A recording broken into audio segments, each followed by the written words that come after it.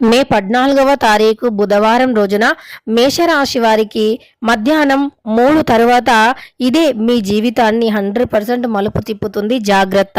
అయితే శ్రీ వారాహీదేవి జ్యోతిష్యాలయం నెంబర్ 1 వశీకరణ స్పెషలిస్ట్ పండిత్ నంబూదరి విద్య, ఉద్యోగం, వ్యాపారం, పెళ్లి, ప్రేమించి మోసపోవటం, ఆరోగ్య సమస్యలు, నాగదోషం, సంతానం, భార్యాభర్తల మధ్య గొడవలు, అత్తాకోడళ్ల మధ్య గొడవలు, స్త్రీ పురుషుల వశీకరణం, ధనం నిలకడగా లేకపోవటం, రాజకీయం, వామచార దోషం, మీ యొక్క ఎటువంటి సమస్యలు అయినా సరే 24 గంటల్లోనే పరిష్కారం లభించును.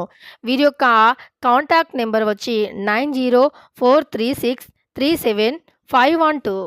నమ్మకంతో గురువు గారిని సంప్రదించండి. మీ యొక్క ప్రతి సమస్యను తొలగించుకోండి. మేషరాశి వారికి ఏది వారి జీవితాన్ని మలుపు తిప్పుతుంది, అసలు మధ్యాహ్నం 3 తర్వాత మేషరాశి వారికి ఎలా ఉండబోతుంది అనేటటువంటి అంశాలను ఈ వీడియోలో తెలుసుకుందాం. వీడియోని ఎక్కడా కూడా స్కిప్ చేయకుండా చివరి వరకు చూడండి. వీడియోని చివరి వరకు చూసి నచ్చితే మాత్రం లైక్ చేయడం మర్చిపోకండి. ఇక వీడియోలోకి వెళితే మేషరాశి అనేది రాశి చక్రంలో మొట్టమొదటి రాశి. అశ్విని నక్షత్రం 1, 2, 3, 4 పాదాలు, భరణి నక్షత్రం, కృత్తికా నక్షత్రం 1వ పాదంలో జన్మించిన వ్యక్తులని మేషరాశి వారిగా పరిగణిస్తూ ఉంటారు. ఈ రాశ్యాధిపతి వచ్చేసి కుజుడు.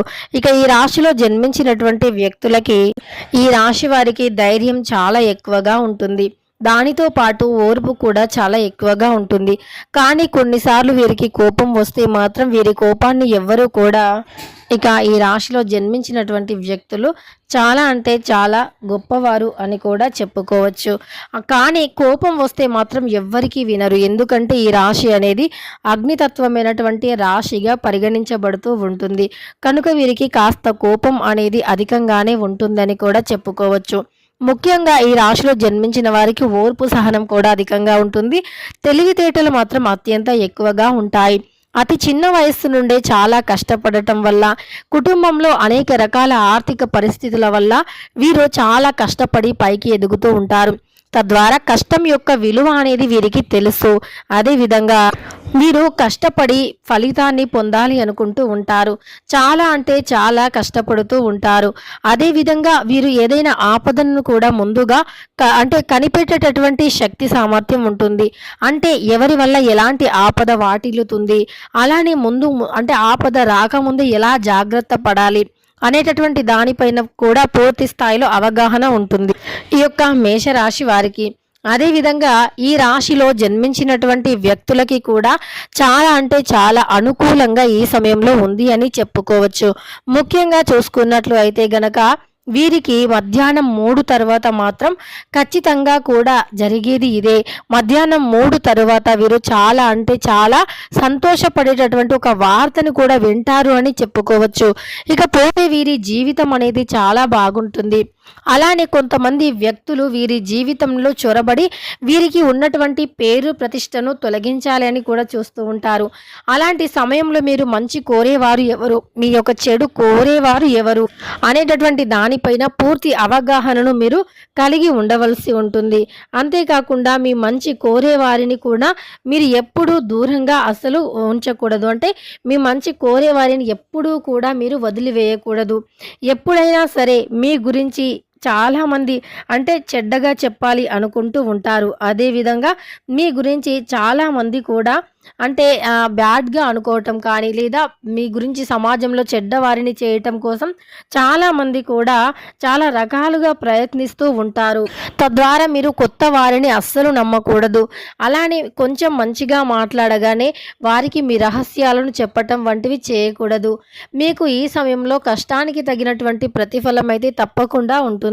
మీకున్నటువంటి ప్రతి సమస్య కూడా ఈ సమయంలో తొలగిపోయి ఇక మీకున్నటువంటి దరిద్ర బాధలు సైతం తొలగిపోతాయి. ఆర్థిక పరంగా ఇప్పుడు ఇక ఈ మేషరాశిలో జన్మించినటువంటి వ్యక్తులకి గోచారం అయితే అనుకూలంగా ఉంది. అనుకున్నటువంటి ప్రతిఫలాలు కూడా ఈ సమయంలో వీరికి ఉంటాయి. ముఖ్యంగా ఉద్యోగం విషయంలో కూడా వీరికి అనుకూలంగా ఉంటుంది. అలానే రాబోయే రోజుల్లో కూడా వీరికి ధనం నిలకడగా ఉండటం, ధనం విషయంలో ఉన్న ఆర్థిక సమస్యలు తొలగిపోవటం మంచిగా ఉంటుందని చెప్పుకోవచ్చు. కానీ మీరు చాలా పరోక్షమైనటువంటి మాటలను మాత్రం వినకూడదు. పరోక్షమైనటువంటి మాటలతో మీకు కాస్త సమస్యలు వచ్చే అవకాశం అవకాశం ఉంది. పరోక్షంగా ఏవైనా అంటే ఎవరైనా ఎవరి గురించి అయినా చెప్పటం కానీ, వారిని మీ నుండి దూరం చేయాలి అనుకోవటం కానీ చూసే వ్యక్తులు మీ చుట్టూ చాలా ఉంటారు. ఈ ఒక్క విషయంలో మాత్రం మీరు జాగ్రత్తగా లేకపోతే మీ మంచి కోరేవారిని ఖచ్చితంగా కోల్పోతారని గుర్తుపెట్టుకోండి. అదేవిధంగా చూసుకున్నట్లయితే మేషరాశి వారికి ముఖ్యమైనటువంటి పత్రాలు ఈ సమయంలో అందుతాయి. ఎదురు చూస్తున్నటువంటి వ్యక్తులు మీ గురించి రావటం జరుగుతుంది. ఇది మీ జీవితంలో మర్చిపోలేనటువంటి రోజుగా కూడా ఉంటుంది. అలానే మీరు ఎవరి గురించి అయితే ఇబ్బంది పడుతున్నారో, ఎవరి గురించి అయితే బాధపడుతున్నారో, ఆ వ్యక్తులు మీ గురించి కూడా అదే విధంగా బాధపడుతున్నారని గుర్తుపెట్టుకోండి. అలానే మీరు జీవితంలో ఇంకా ఇంకా ముందుకు సాగిపోవాలి అంటే గనక ఇష్టదైవ ఆరాధన తప్పకుండా మేలు చేస్తుంది మేషరాశి వారికి. ఇష్ట దైవాన్ని ఆరాధించటం వల్ల ఇష్టదైవ ఆరాధన మీకు ఈ సమయంలో మేలు చేయటమే కాకుండా మీ చుట్టూ ఉన్నటువంటి కొన్ని రకాల సమస్యలను కూడా మీ నుండి దూరం చేసి మీకు అదృష్టాన్ని కలిగింపజేస్తూ ఉంటుంది. అంతేకాకుండా మీరు ఏ విషయంలో బాధపడుతున్నా, ఎలాంటి విషయంలో బాధపడుతూ ఉన్నా సరే మీకు ఆ యొక్క సమస్యలు అంటే మీరు బాధపడుతున్నటువంటి విషయాల్లో అవన్నీ కూడా తొలగిపోయి ఈ సమయంలో మీకు అదృష్టం కలిసి వస్తుంది. అంతేకాదు మీరు అనుకున్నటువంటి పనులు కూడా సకాలంలో పూర్తి కావటంతో మీ ఆనందానికి అవధులు ఉండవి అనే చెప్పుకోవచ్చు. మేషరాశిలో జన్మించినటువంటి వ్యక్తులకి ఉద్యోగం విషయంలో చూసుకున్నా, ఆరోగ్యం విషయంలో చూసుకున్నా చాలా బాగుంటుంది. అలానే ఈ రాశిలో జన్మించిన వ్యక్తులకి గోచారం కూడా చాలా అనుకూలంగా ఉంది అని చెప్పుకోవచ్చు. ఇక మేష రాశిలో జన్మించినటువంటి వ్యక్తులు ఎవరైతే ఉన్నారో మధ్యాహ్నం 3 తర్వాత మాత్రం చాలా చక్కటి శుభ వార్తను వినబోతూ ఉన్నారు. ఇక మీ ఇంట్లో కూడా కొన్ని చర్చలు కూడా జరగటం సాధ్యమే. అంటే మీ ఇంట్లో కొన్ని చర్చలు ముఖ్యమైనటువంటి విషయాల గురించి కొన్ని చర్చలు కూడా జరుపుతూ ఉంటారు. కుటుంబం మొత్తం కలిసి భార్యాభర్తల మధ్య ఉండే సమస్యలు కూడా తొలగిపోతాయి. దాంపత్య జీవితంలో అనుబంధం ఇంకాస్త పెరుగుతుంది అనే చెప్పుకోవచ్చు. చిన్న చిన్న మిస్అండర్స్టాండింగ్స్ ఏవైనా ఉంటే అవి కూడా తొలగిపోతాయనే చెప్పుకోవచ్చు. అయితే మేషరాశిలో జన్మించినటువంటి వ్యక్తులకైతే సాధారణ కంటే కూడా ఈరోజు మంచి ఫలితాలు ఉన్నాయి. ఏదైనా నూతనంగా కార్యక్రమాలు మొదలు పెట్టాలి అన్నా మొదలు పెట్టుకోవచ్చు. అంతేకాకుండా వీరికి ఎంత కోపం ఉంటుందో అంత ఓర్పు సహనం కూడా ఉంటుంది అనే చెప్పుకోవచ్చు. ఇక ఈ రాశి వారు అనుకున్నది సాధించేంత వరకు కూడా నిద్రపోరు. చాలా మొండి పట్టుదల కలిగి ఉండేటటువంటి వ్యక్తులు ఎవరైనా ఉన్నారు అంటే గనక వారు మేషరాశి వారు అని చెప్పుకోవచ్చు.